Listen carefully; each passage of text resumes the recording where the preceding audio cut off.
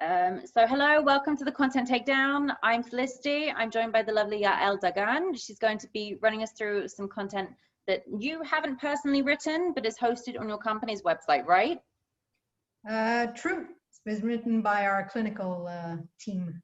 Nice. Okay, so clinical team could be a little bit tricky because, as you know, they don't really have the writer's flair. So Yael, do you want to tell us a little bit about who you are, where you come from, what you do for our audience today? Yeah, sure. So as you said, my name is Yael Dagan. I've been into the marketing world for about 15 years now. Most recently, I've started working as a digital marketing manager for a company called Precis Medical. Nice. What do they do? Precis Medical is a manufacturer and distributor of medical equipment and medical devices. Wow, like topical, right? In these days. Yes and no, most for EMS and military and law enforcement personnel. Cool. Okay, so target market in mind, distributors for those kinds of things? Exactly.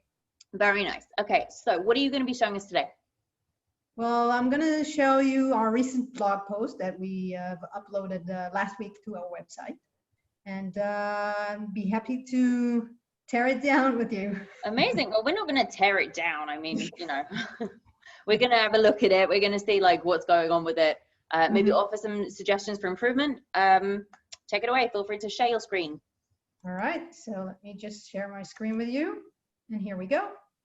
Cool. Okay. So just to clarify, you're mostly B2B, right? You sell directly to the distributors. Exactly. Cool. Okay. So, right. So the first thing that I noticed here, I really like the title. What do you know about hypothermia? It's always good to start with a question, I think, because people, they're like, oh, I know this about hypothermia. But I think actually straight off, I've noticed that the question could be a little bit stronger. It could be something more like hypothermia, like colon, did you know this? Or bet you didn't know this, or life-saving tips you might not know. So actually not a question. What I'm saying is it should be some kind of like very strong statement that's kind of like what the question does. It really invokes a lot of curiosity. But I think it can be pushed a little bit further. That's just what strikes me straight away. What do you like about this blog? Basically, I like the fact that for the first time we're touching on a more of a general subject, whereas most of our other blogs, we were touching more straight to the point, specific clinical issues, where in this one we're touching on a more general subject, which is hypothermia. A lot of people talked about hypothermia, and we want to make our website also accessible to other people that are not our direct distributors, but the end users and even potential end users like bystanders that want to know more about it and want to know how to treat this in, It's important. Cool. So with that in mind, the first thing I can see, there are a lot of questions there, at the beginning. What is hypothermia? Who is most at risk? What are different types of hypothermia? Do you know where the writer came up with these questions? Like a Google search, or it's what people want to know? Like, what's the logic behind that? The logic behind the questions are that those are the most searched topics about hypothermia. And when we looked through Google search and through other competitors' sites and other sites in general, those are the main questions that people want answers about. And like if you go to the CDC website, those are the questions that they answer as well.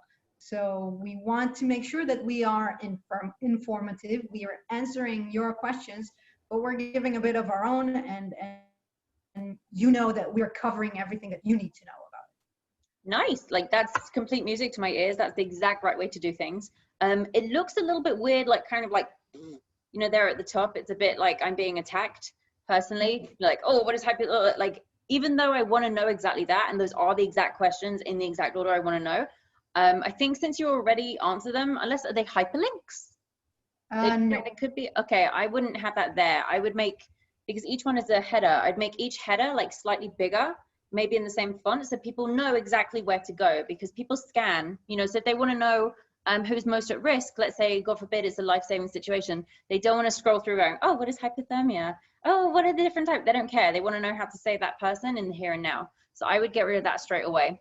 If you scroll down a little bit, now the first thing I noticed, I would say, even if you're not trying to capture like an end user or whatever, you're trying to capture these distributors, and it's all like very, very B2B. Distributors, to my knowledge, don't have a lot of time. They don't have a lot of time to read. They don't have a lot of time, to scrabble around trying to find like a contact us button. Are there any CTAs on this page? At the moment, no, not on this one. Okay. Do you plan there having CTAs on the page?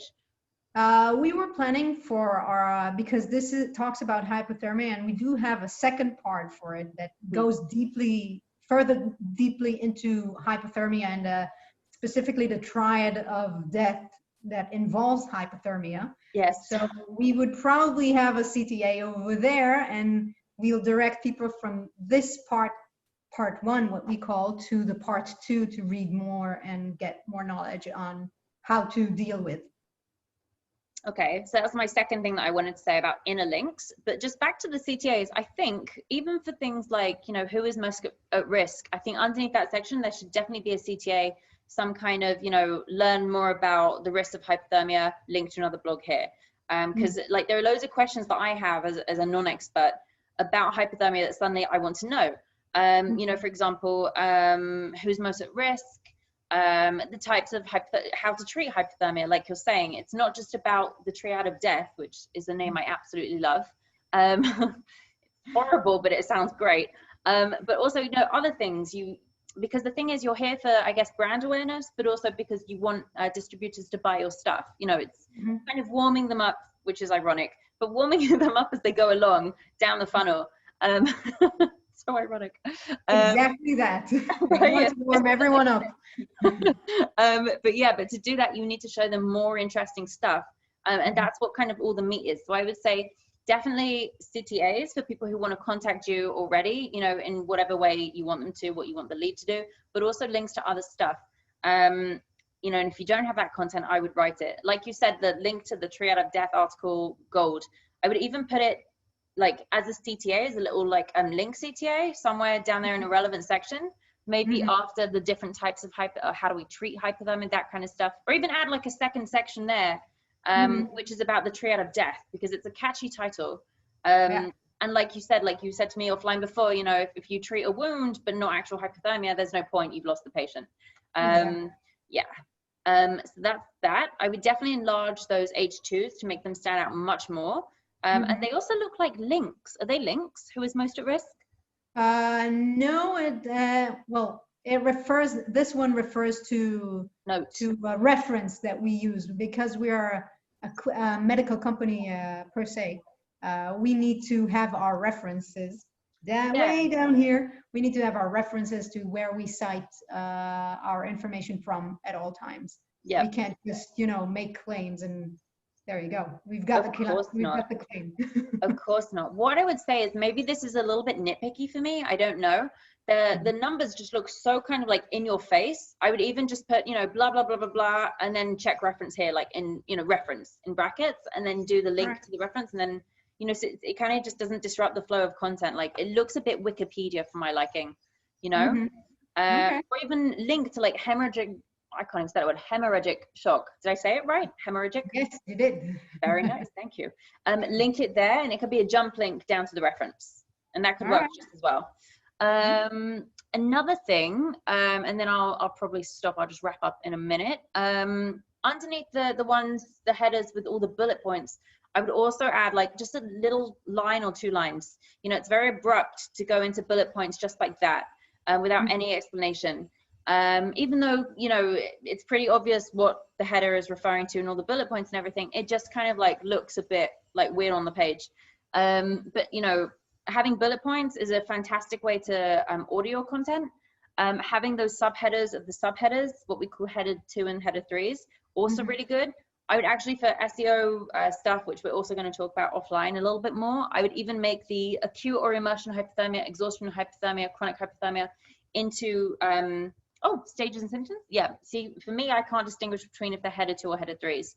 I'd make them into header 2 and header 3s, like much clearer, because for, you know, God forbid someone needs this information or it's stuff that they're trying to take in. It's much easier to scan. Yeah. But also underneath the types of hypothermia, and basically anytime that you have a header section, have like a line of content just to make it a little bit more flowy. You know, just introducing what's going to be there and everything. Like you do here with the mild hypothermia, it's generally a body temperature, blah, blah, and then you go into the bullet points. When I say you, I mean the grand you, whoever's written this. That looks nice. Just before we wrap up, can you scroll down a little bit? Of course. Thank you. Treating hypothermia, treatment of severe hypothermia. This is nice. There you go. So you've linked really nicely there to the Blizzard EMS trauma blanket, the Blizzard heat. That's exactly what we're looking for when I mentioned those inner links. Like it flows much nicer. There are no like ugly like numbers suddenly breaking up your focus, and more like that. And then at the bottom, I guess you'll also link to the next in the series of the triad of death, right? When we have it online, we would link to it. Yes. Right. When it's online. Another thing about using click here as an anchor link, there's like a lot of school of thought about that. I'm personally not a fan. I would have it linked something on words like learn more about hypothermia here. You know? Without, okay, yeah. Yeah, and then click on, you know, have the anchor link on hypothermia because number one, it looks more interesting. Number two, it's better for SEO, which is a whole other subject. It just looks nicer, you know? Cool. Do you have any questions on anything I've said? Any suggestions? Anything you don't think I've understood? No, I think you pretty much summed it up, and we certainly need more CTAs within the actual blog post, each and every one of them, I guess. Always. I mean, there's just no point if you don't have CTAs, you know. It gets to the point where someone's reading something, they want to take action, they're lazy, they're in a very scrolling mindset, so you've got to kind of push them to something. Nice. Okay, cool. So if that's everything, Yael, thank you so much for joining us. Thank you for having me. Thank you. I've had a great time learning about hypothermia and the triad of death. If you want to be featured on the next Content Takedown, please get in touch, DM me, message me, and we will host you.